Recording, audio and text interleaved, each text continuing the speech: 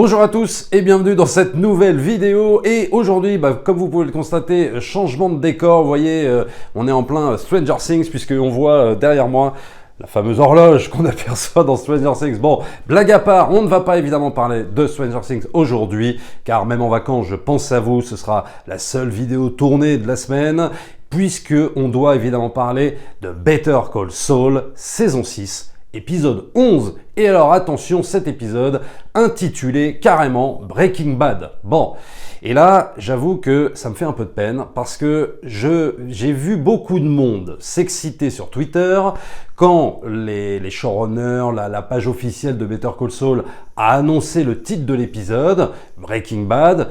Tout le monde s'est emballé, tout le monde a dit « Wow, super, enfin, on va voir Walter, on va voir Jesse, on va voir tout ça ».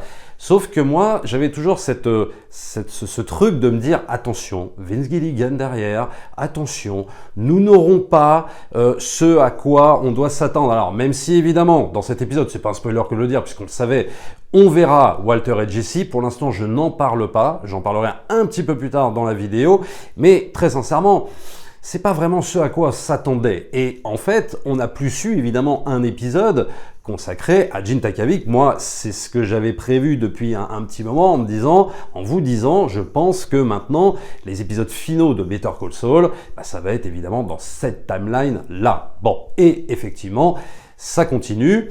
Et prenant en compte le fait que finalement, ces caméos avec Walt, Jesse, compagnie, eh bien pour moi c'est clairement pas le plus intéressant et on va voir ça un petit peu plus tard dans la vidéo. Et évidemment l'épisode s'appelle Breaking Bad tout simplement parce que lors de la première apparition de Saul Goodman dans Breaking Bad, eh bien l'épisode s'appelait Better Call Saul. Alors le plus intéressant pour moi, eh bien c'est la première scène en fait de cet épisode où on va voir la Francesca, la secrétaire de Saul, dans la timeline de Gene Takavik et on voit ce qu'il advient en fait de cette fameuse Francesca. Donc elle est toujours à Albuquerque, elle est suivie, elle est recherchée, donc c'est très très compliqué et elle va passer un coup de fil à Saul Goodman, enfin oui, si à Gene on va dire, bon allez à Gene, et Gene va lui demander ce qui est advenu de son argent. Donc il va y avoir une conversation super intéressante où on va évoquer justement les personnages de Breaking Bad. Donc on va évoquer Skyler White qui a obtenu gain de cause pour un espèce de deal.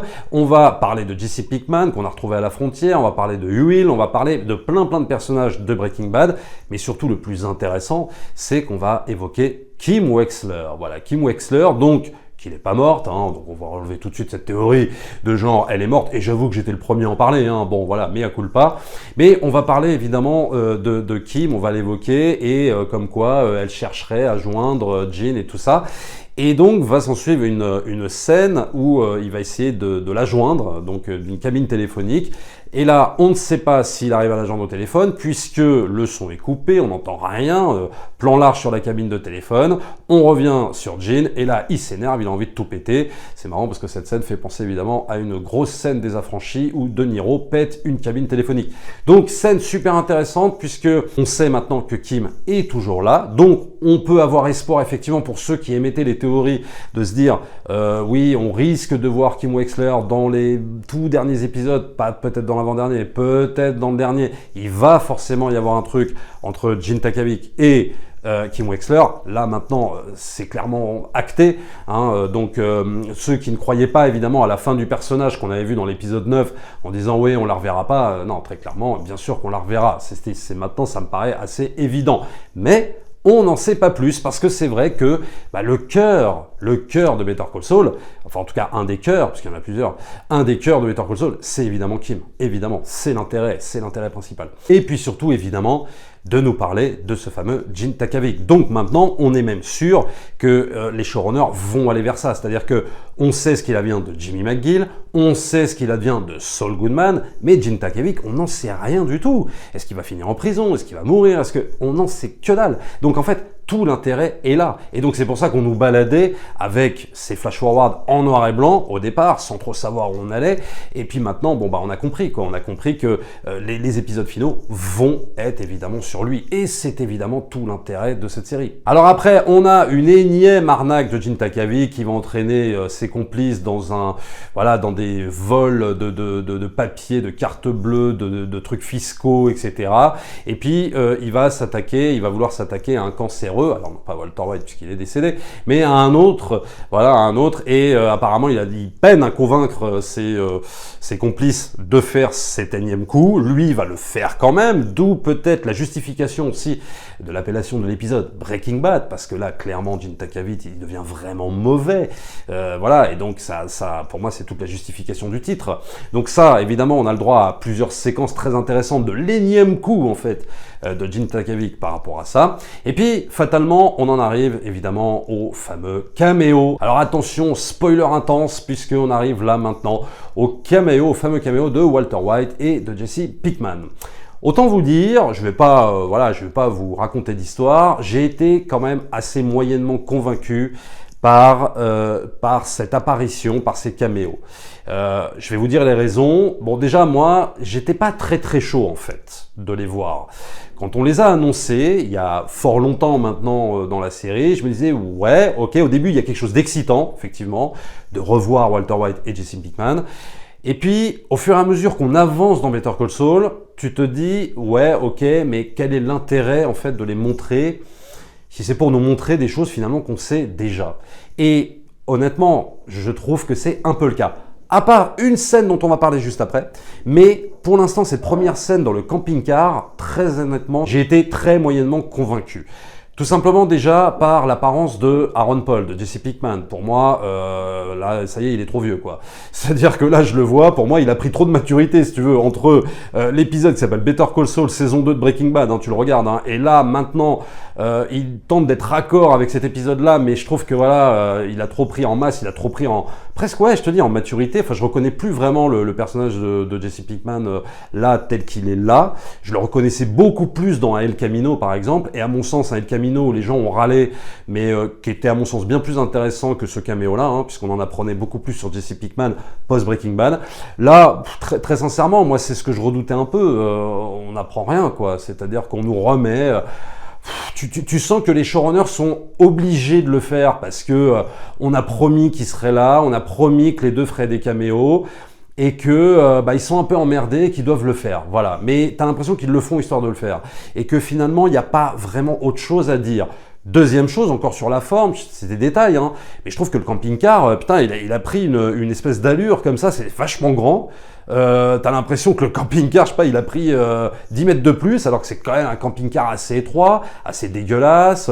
Là, tu sens pas le bordel, tu sens que tout a été recréé plus ou moins en studio, et que je trouve que ça fonctionne pas vraiment, quoi. C'est-à-dire que moi, je sens pas le côté roots, en fait, où on montrait le camping-car dégueulasse, troué de balles, etc., machin. Là, je ressens quand même un truc assez propre, là, tu vois. Je ressens pas les mecs qui font un labo de chimie à l'intérieur. Moi, c'est l'impression vraiment que ça m'a donné. Il y a que, oui, Bryan Cranston qui fait le job. À la limite, je trouve que lui, même physiquement, il a pas trop changé, quoi. Je trouve que ça le fait. Mais ça le fait pourquoi, en fait? Et c'est toute la question à se poser. C'est-à-dire que, très sincèrement...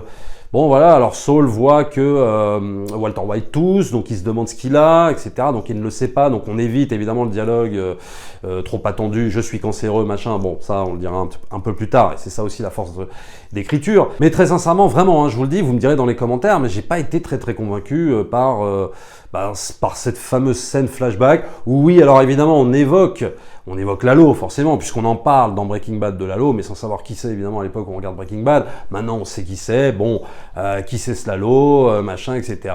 Saul qui répond pas. Bon, ok, d'accord. Il y a qu'un plan, évidemment, qui est super intéressant. Mais voilà, une fois de plus, c'est quand il n'y a pas Walter White et Jesse Pinkman, c'est quand on repasse sur le fameux trou, comme ça, machin, et t'as une image superposée de Jin Takagi dans ce fameux trou, quoi, où aurait dû finir Saul Goodman. Donc ça, c'est intéressant, tu vois. Ça, c'est voilà, ça, c'est un des plans qui est super intéressant. Et une scène juste après, on revient sur Saul Goodman, donc période Breaking Bad, où là, je trouve la scène un peu plus intéressante, puisqu'il y a Mike qui rentre dans le bureau et qui va lui conseiller, voilà, des futurs clients, entre guillemets. Et donc, il fait une énumération de clients, et puis d'un seul coup, il lui parle évidemment du fameux prof de chimie accompagné de son ancien élève accro à la meth. Et là, tu sens que t'as un Saul Goodman là qui flaire le truc. Alors en même temps, c'est à double tranchant parce qu'il flaire la bonne affaire, il flaire le truc, le petit plus par rapport aux autres clients. Sauf que t'as Mike qui lui dit, oh là là, c'est un amateur, commence pas à être là-dedans. Et puis, effectivement, c'est exactement ce qui va se passer parce que c'est en travaillant évidemment avec Walter White que Saul Goodman va évidemment tout perdre. Mais ça, c'est super intéressant parce que c'est vraiment un truc vraiment à double tranchant, quoi. Tu vois, t'as vraiment quelque chose d'hyper intéressant dans cette scène. T'as d'un seul coup après un travelling avant sur Saul qui quand même flaire le bon coup comme un renard, quoi qu'il est. Mais en même temps, de l'autre côté, en off, hors champ, t'as un Mike qui lui dit non, va pas là-dedans, quoi. Très clairement. Et on sait à quoi ça va aboutir. Ça, c'est une scène super intéressante pour moi, parce que c'est pas qu'on en apprend des masses, mais ça révèle encore plus le personnage de Saul, et je trouve que ça lui donne encore une dimension encore plus tragique, et surtout par rapport à son devenir, quoi, par rapport au personnage de Gene Takavik. Voilà ce que je pouvais vous dire en tout cas sur ce fameux épisode qui était très bon, hein, ce fameux épisode qui était très très bon. Donc l'épisode 11, il en reste 2. Moi, je suis pas convaincu, très sincèrement, par le caméo de Jesse Pinkman et Walter White. Vraiment, vous me direz ce que vous en pensez.